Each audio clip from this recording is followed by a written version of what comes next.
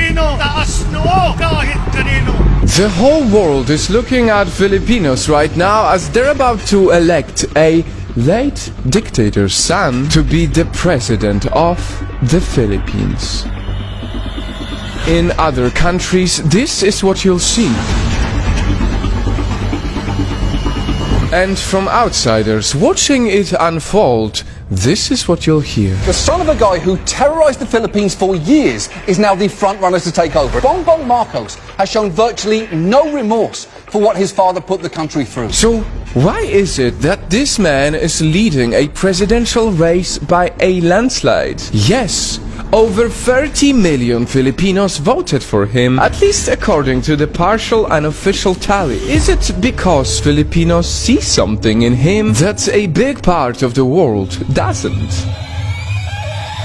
Nightfall.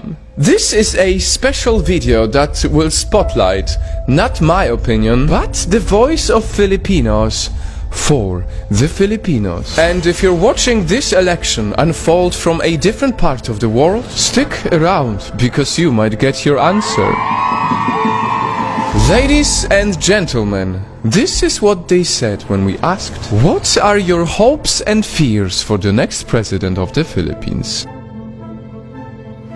One thing is definite, as it's often in the politics, there is a strong contrast in opinions. One side is already bracing for really dark times. It's a really dark time for the Philippines right now. I fear that disappearance, torture, politically detained, death, and other unlawful acts against our freedom and human rights might happen again. While the other is celebrating a bright future ahead. And as 30 plus millions of Filipino people voted for him, I don't think we have the reasons to be afraid of because, yes, majority of us believed in him. Mabuhay ang Pilipinas. There is no reason to be fear because our new elected president is chosen by the majority.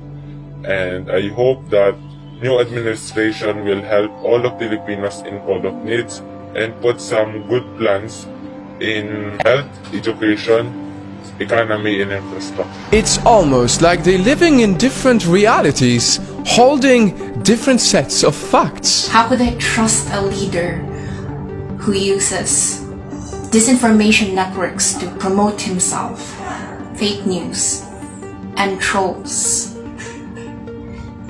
How could I support a leader who never liked attending debates, never liked being criticized? There are no fears, as it is the beginning of new era, a new place for Filipino to arise from prostration and hope. And maybe that is why Marcos Jr.'s call for unity during his campaign has resonated with a lot of people who are simply tired with the so-called toxic division.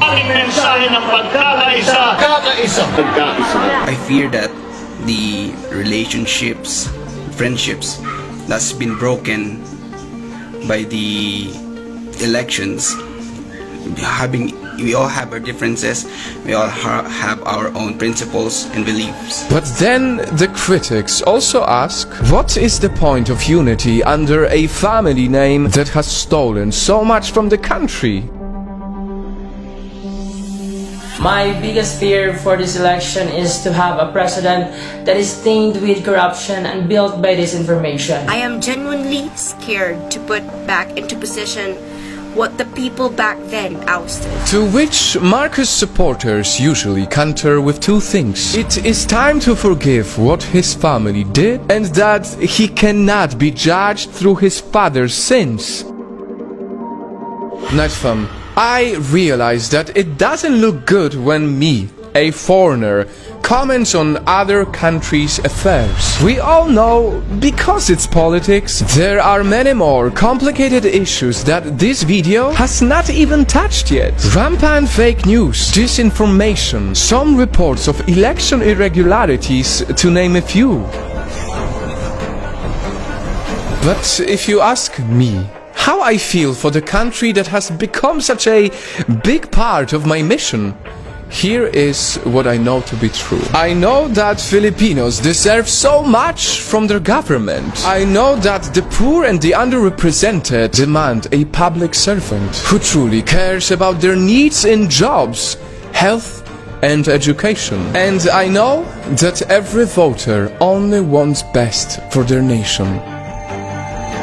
And as I know all of this, I must tell you something that is very sad, disappointing, and difficult.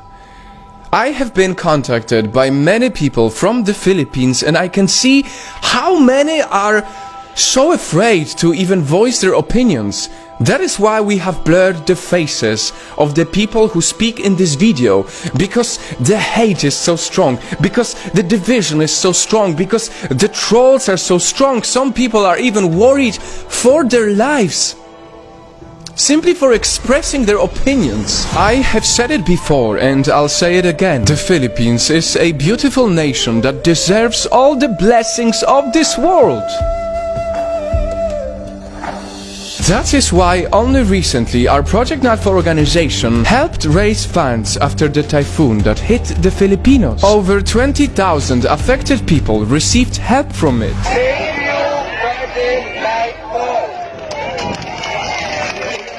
In that moment, in these big numbers, we saw a beautiful unity, and we hope that this type of unity will prevail no matter what, so that when the next elections happen, no one is scared for their lives in expressing their opinions about the future of their country.